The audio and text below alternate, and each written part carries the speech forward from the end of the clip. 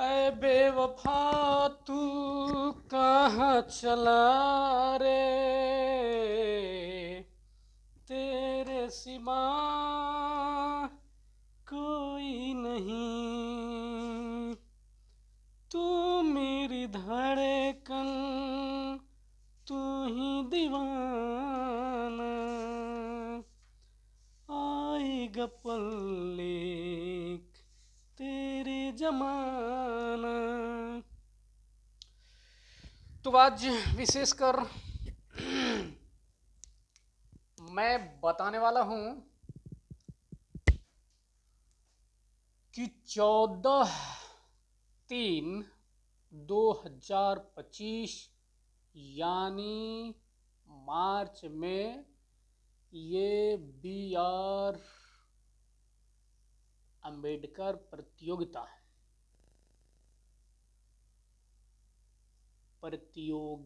के बारे में, कि इसमें क्वेश्चन कहाँ से कैसे कैसे आएगा। तो सबसे पहले आप लोग को ये बता दूं कि इसमें क्वेश्चन आसमान उस्मान से नहीं आएगा, समुद्र से नहीं आएगा, पहाड़ से नहीं आएगा। ये क्वेश्चन हमने बनाया है कि अगर आप मैथ 20 नंबर के बना रहे हैं तो 20 नंबर के मैथ कहाँ से आएंगे, ये 20 नंबर मैथ कहाँ के आएंगे। तो मैंने कहा है कि जो 6 क्लास से NCERT या SCERT या जो पढ़े हैं कहाँ तक, 10th तक, यहाँ तक आप लोग तो पढ़े होंगे, तो यही बुक में से आएंगे बेसिक, यहीं से।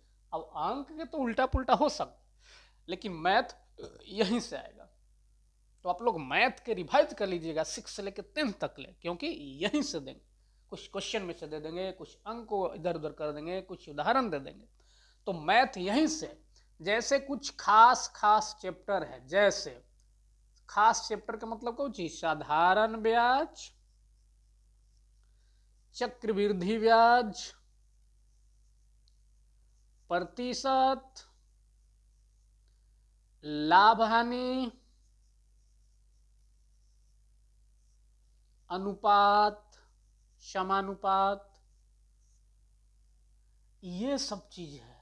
फिर हो सकता है हाई डिस्टेंस यानी ऊंचाई दूरी,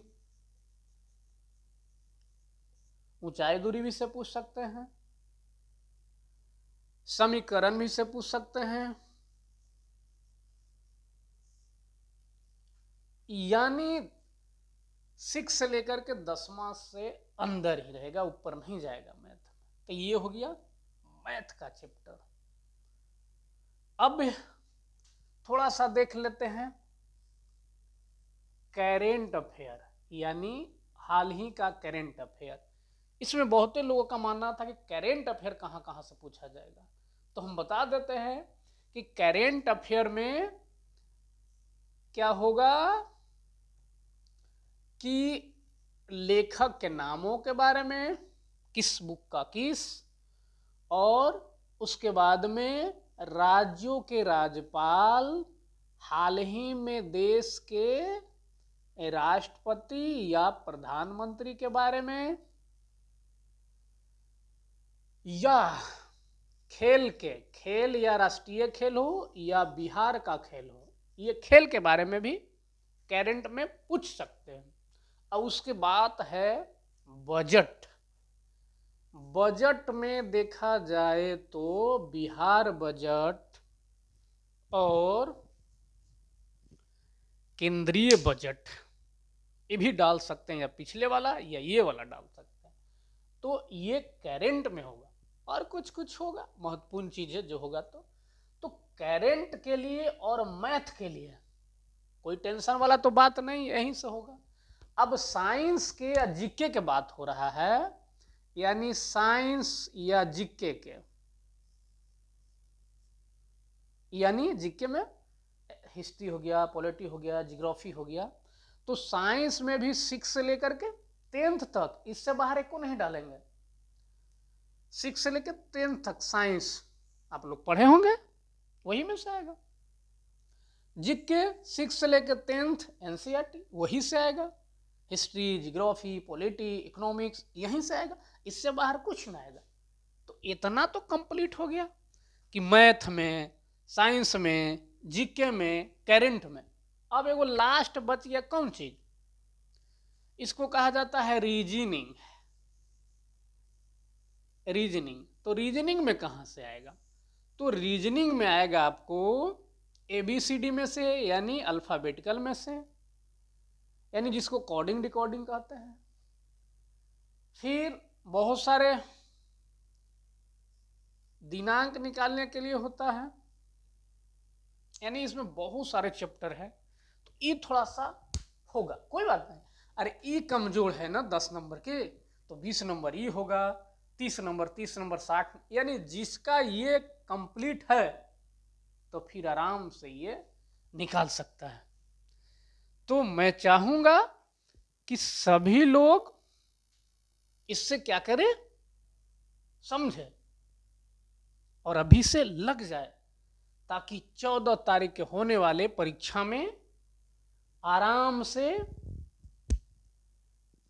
निकाल सकते हैं। यानी 8 बजे आप लोग को पहुंचना होगा और 9 बजे से परीक्षा का शुरुआत होकर के 10:30 बजे समाप्त होगा। अगर 9 बजे के बाद कोई आया तो उसको एग्जाम में नहीं बैठने दिया जाएगा। तो ये आपका रहा बेसिक जानकारी। फॉर्म भरना है, कल से ही फॉर्म शुरू कर दिए हैं। उसका लास्ट डेट है 10/3 तक, क्योंकि 10 तक फॉर्म आके जमा कर सकते हैं। इसमें फॉर्म में ना पैसा लगेगा न कुछ चार्ज लगेगा, बस PDF निकालिए, भर करके वहां पे समुदायिक भवन भी जा करके आप लोग जमा कर सकते हैं। समझे? ओके।